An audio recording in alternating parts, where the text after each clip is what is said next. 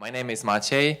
I'm the 6 CLI lead, and I work for Red Hat, and I'm one of the core contributors from Red Hat to Kubernetes. Yeah, I'm Stefan.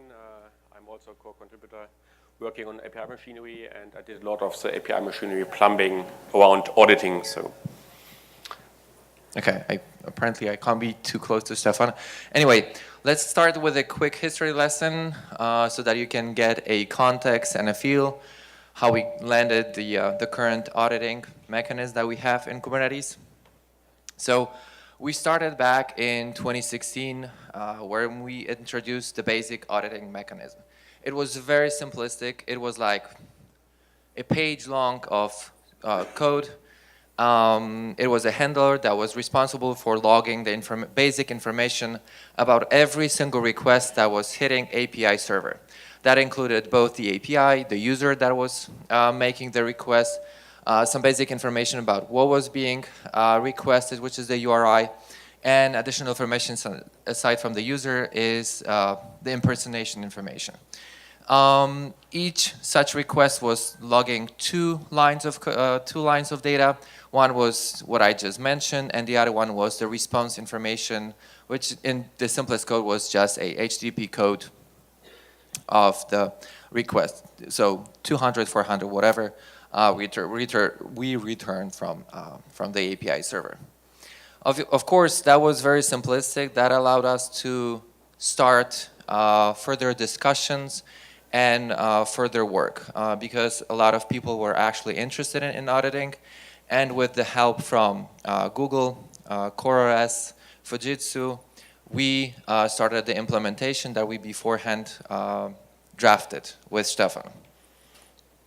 So the advanced auditing introduced in 1.7 as an alpha allowed us not only to log the basic information from the basic auditing mechanism in a textual form, but additionally we were now able to log deep information about the full objects that were both sent over to the server and then was sent back as a response to the request, which was probably the most requested feature for auditing that we heard about. Additionally, the textual form was one option for logging the information, but on top of that, we introduced a JSON format of the JSON format for auditing, and the audit event we will be showing in a short while. And what was probably the most advanced feature is very sophisticated filtering mechanism for deciding how many information, for what kind of information, and at what level we are actually logging in the auditing for every request. So the next couple releases all the way up to 1.12 led us to stabilizing the mechanism, improving the filtering mechanism, improving the batching requests and entire machinery to be able to actually and finally release the advanced auditing in version 1.12.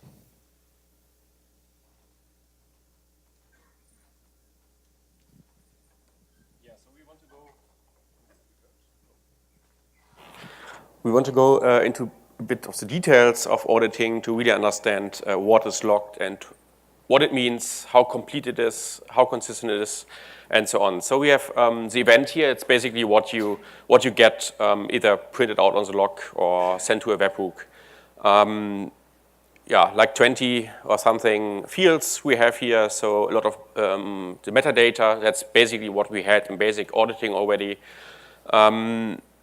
Then we have, of course, when it happened, so especially when the request came in and when the event was created. This can be different. So if there's a long-running request which takes 40 seconds, this timestamp can be very different, in fact. Who was the one doing this request, so the user especially, which includes also group information. This comes from the authentication part of the API server. And also something like user agent and source IP. Source IP are the source IP of HTTP, of course, of the TCP connection, but also from proxies in between. And the user agent is really what the client claims to be. So it's just a string you cannot trust and so on. So, but it's very helpful in the audit log as well. And deep logging, what was really requested. So really the object coming into the API server and which went out as a response. To understand what those informations mean, let's take a look at the API server. So here's the inner working of an API server. So each request goes follows this red line through the API server. So it comes in here, it goes through authentication, impersonation, authorization. Maybe it's for an aggregated API server, so maybe it goes this way out to another process, but usually it goes through the implementation here, this long pipeline where the logic for the API, the REST logic is really implemented. At some point it goes out and is sent back to the kube control or controller, whatever did the request originally. And of course we have also admission webhooks today, so the object can be influenced by webhooks as well. We have a number of probes where we collect information, and obviously user information we have already here. So after authentication we know who this user is.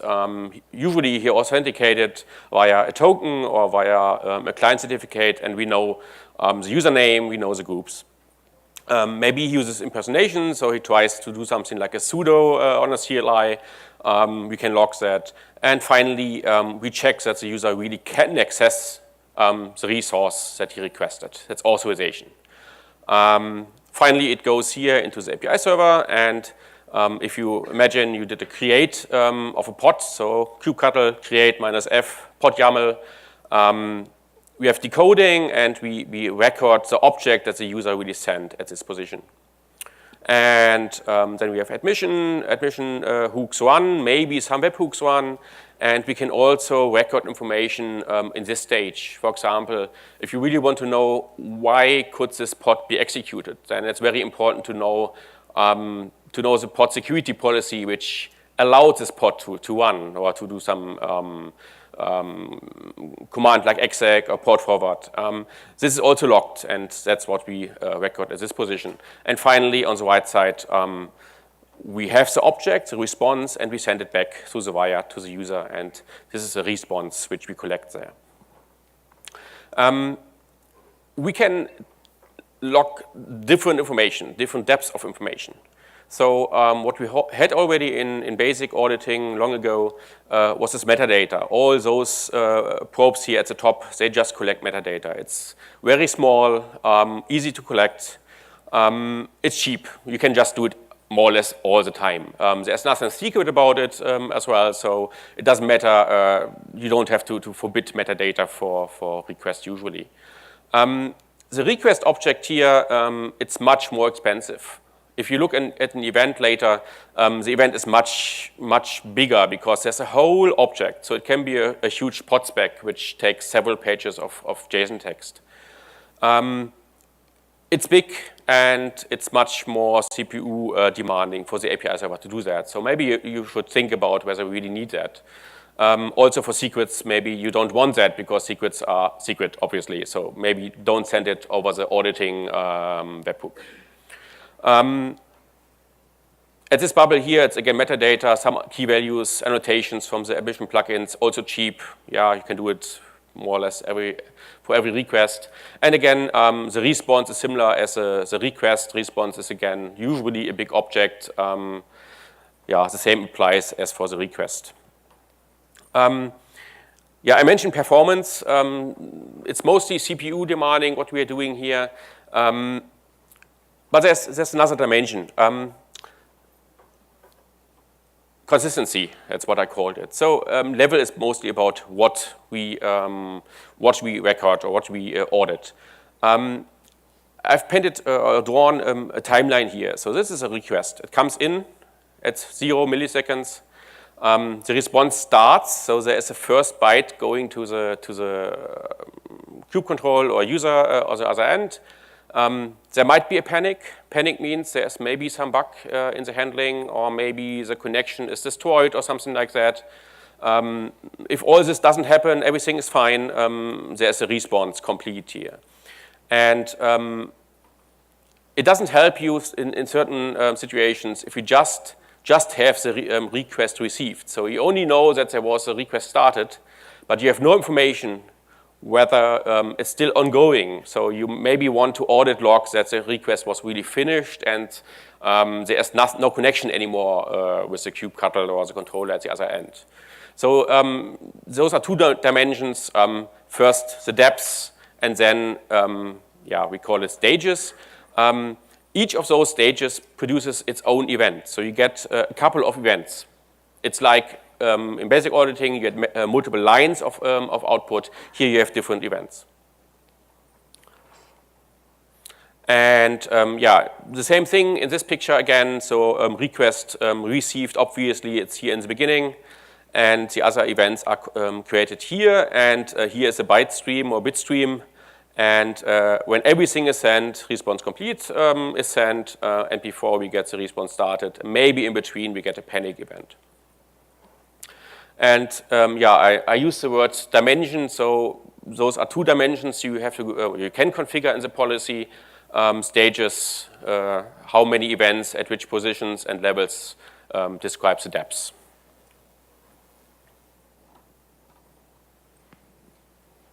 Okay, we covered. Did I mark it? I think I'm on now. I'm not. Okay, I'm good. Thanks. So we covered how every request flows through the API server. Now that we know how to process the requests, we are currently interested in how to define the policies, which basically means how we can decide which requests got logged and at what level, at which stages, which is what Stefan was covering a minute ago. Currently, you define this by creating a very detailed audit policy file, which you then pass as a flag to the Kube API server. There is an option about dynamic auditing, which is currently an alpha in just released 1.13. I'll cover that shortly towards the end of the slides. But all you need to know at this point in time is that every single policy will always have the API version audit case IO v1, and its kind will be policy. Then you can define a global stages that you are omitting, and then there comes the rules. And let me show you a couple examples of rules so that you can better understand how you filter every specific request. So let's start with deep logging objects, because that was the one that was most frequently asked for. To have an object being deep logged, you specify a request response level, which basically means we are logging full object, both coming into this API server and getting out. If you look towards the right, this is pretty big. Output of a sample audit event for getting pods.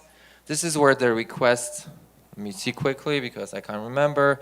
This is the response object of the get. You can see that it contains full pods, including its spec, including its status. It's really big.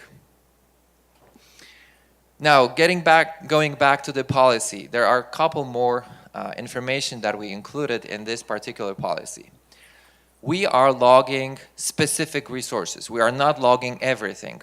We are very picky, and we define that we only care about the core group and apps group, which basically means every resource that falls in one of those two groups will be logged at the request response level. We also overridden the default, the global omit stages policy at this level, but specifying, well, pretty much, I think, the same level. Going further, Stefan mentioned that earlier that we don't want to log auditing. We don't want secrets to be included in any of the auditing events. So for that particular purpose, we're going to set the level to metadata, and we want to exclude secrets. So in this particular case, we are explicitly naming secrets and config maps from the core group as well as the token reviews from the authentication Kate.io group. You can see in this example how you can apply a rule to multiple groups at once and multiple resources. If you, for example, like from the previous example where we did not specify the resources, that meant it applied to every single resource within the group. If you are specifying resources, like we are doing in this example, that rule applies only to those resources in that particular group. Of course, you can include multiple groups and multiple resources in every single policy rule, but they will be, it's an or in that case. Okay, going further, logging objects at different levels. This is one that is very important and where it comes how the policy overall combines into the actual logging events that you're getting in your audit. So in this particular case, we will start with the non-resource URLs, which is the example on the right. So as you might be familiar with, the majority of the resources that you're working with Kube, such as jobs, deployments, stateful sets, pods, services, and whatnot, these are so-called resources in the Kube API.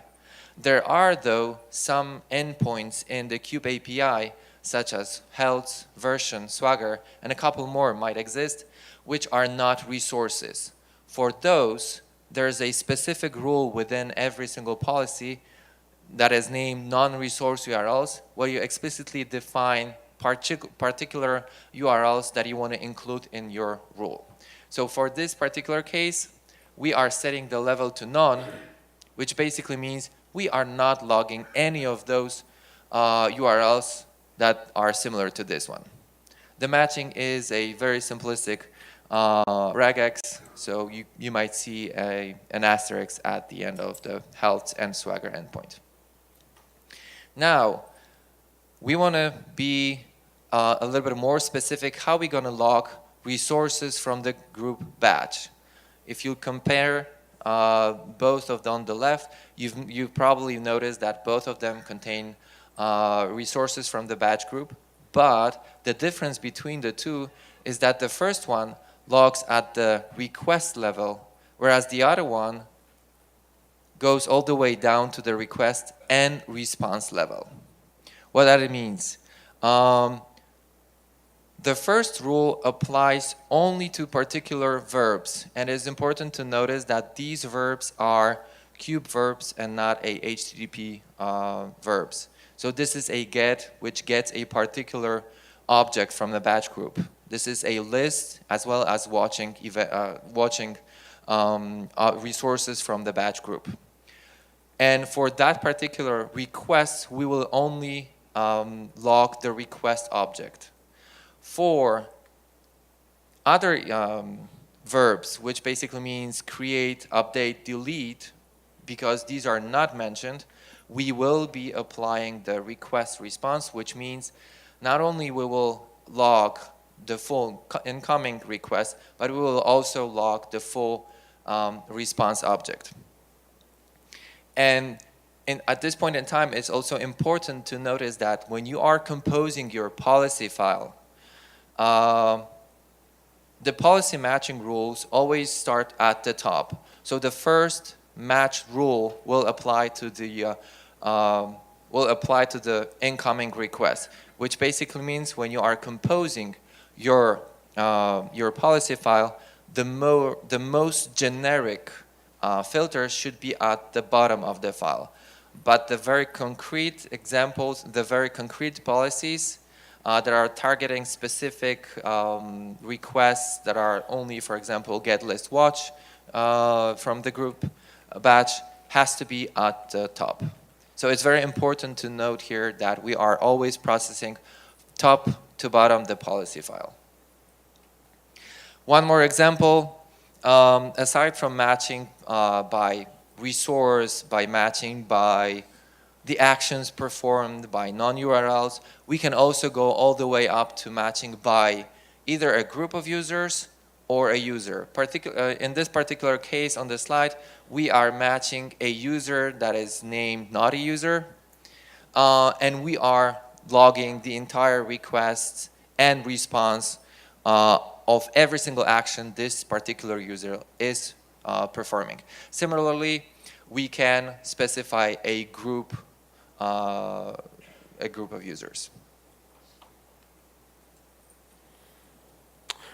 Yeah, after policy and what we collect, the big question is how to integrate that with your infrastructure. Everything we are talking about here, it's just in the API server at the moment.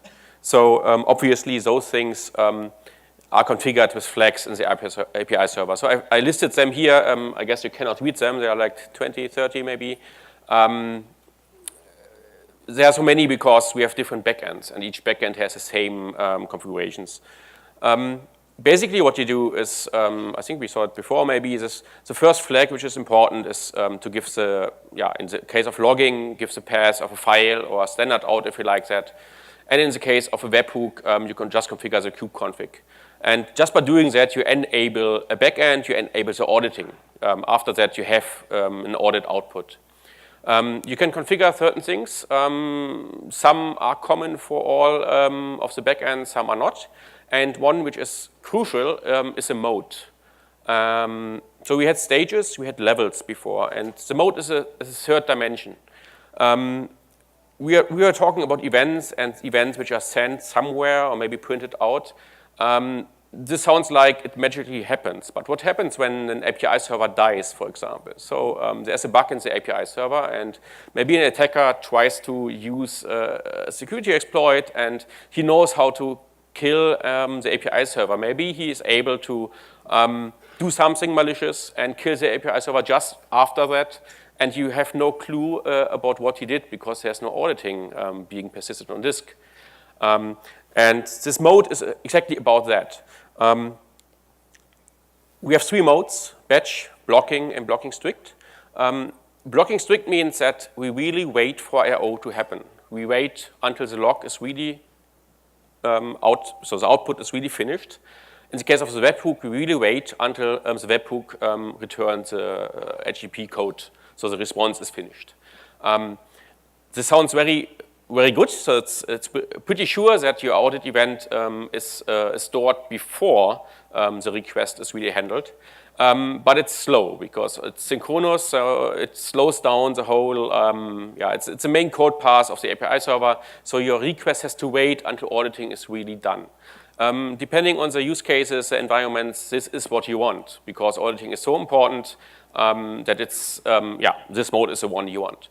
The strict means if auditing fails, the request is rejected. So if the audit event cannot be written to disk or sent to the webhook, the request will not succeed. The second one is just blocking. It's still synchronous, so there's the blocking behavior, but if the auditing system goes down, the system still is working. And the last one is batch. Batch means that events are collected in memory and sent to the webhook in batches, like 1,000 events. So it waits for 1,000 events, or maybe a timeout, you can configure that. It collects up to 10 seconds and then sends it to the audit webhook. Those things you can configure. So on the slide before, you will find those options there if you really look into the details there. Obviously, if the API server crashes, you might have lost a couple of events. So depending on your environment, you have to decide what to do. All this supports graceful shutdown. So if you have an API server rolling update, this mechanism knows auditing and it waits until the webhook really has gotten all the events in memory. So graceful termination, this works fine if you use the batch mode for auditing. So I said it's a third dimension which gives us this nice picture. So again, you have stages, which is a point in time when events are sent, levels is the depth, and now we have the back end, which gives you something like consistency or something in this direction. Okay, I've mentioned before that I'll shortly describe the dynamic audit configuration. So what is the current problem with defining the policy? The policy is read only once on the start of the server. So with the current approach of how we allow users to define CRDs or dynamically configure the functionality of the API server, it is always changing the functionality available in the API server. Thus, the administrators needs to be able to respond to the changes by changing the audit configuration. Unfortunately, currently, it is the only possible way to respond to such a change is by updating the file on the disk and restarting the Kube API server, which obviously is a painful process. That's why we come up with the dynamic audit configuration option. Since this is an alpha feature in 1.13, you need to be explicit that you want to use this feature. That's why we have the -- audit dynamic configuration, which tells the audit mechanism that yes, I am aware of that this is an alpha feature, but I still want to give it a try. Then when you do so, you create an object which is an audit sync audit registration.case.io v1 alpha 1, within which you specify the policy and the source where the data are flowing from the dynamic audit configuration. As you probably notice, the current policy rules for the dynamic audit configuration are very simplistic. Like I said, this is an alpha feature, so very early stage that we landed in for 1.13. It only allows very simplistic policies. We are hardly working on making it more efficient so that it can have the exact same mechanics as the regular audit mechanism that we currently have. Okay, so before we close, there are a couple of references that we want to point you to. So the first one is the actual design. The second one is the design proposal that Stefan and I wrote 2 years ago about how the audit works. You can check it out. We spent numerous hours trying to cover all the possible use cases. It is a good starting point also for understanding how the auditing mechanism work. There is a very good documentation about auditing, including the description how to create those policies that we were discussing earlier today. There's the CAP, which falls under SIG-Auth currently, which describes how the dynamic auditing configuration will work in the future releases. If you're interested in helping out, feel free to reach out to us. Feel free to reach out to SIG-Auth. We're more than happy to help people get started, to help us with enhancing those features. Finally, as a very interesting point to note, Jordan Lidgett wrote a tool which is Audit to Airbag. So currently, if you enable Airbag, it is very hard to figure out what you actually want to do. What should be the Airbag policies, for example, for your new application.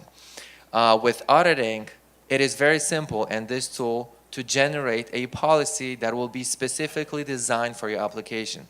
All you need to do is enable the default auditing, which will just log the entire data at metadata level, if I remember correctly, and then run your application. The application will get rejects, which rejects are then processed by Jordan tool, and based on the rejects, he's able to create proper Airbag rules. If you do a couple iteration, you will get a very nice, very detailed policy tailored specifically for your application. Takeaways. Yeah, takeaways. 3 dimensions, we went into that very much. Backend options, logging, and webhooks, those are the 2 options, and hopefully soon we will have the dynamic one. Also webhook, of course, but yeah, it's dynamically configurable via the cluster API. And the last thing is the policy. So those are the components you have to understand to really employ auditing. Yeah, and one thing to add, if you are in an environment where you have regulations, for example, and you have requirements for auditing which we don't fulfill yet, feel free to come to us and talk to us. Yeah, this feedback, I mean, we can log a lot, we can extend the event according to requirements, so we need feedback from real applications of auditing, so come to us and speak to us. Would be very, very welcome.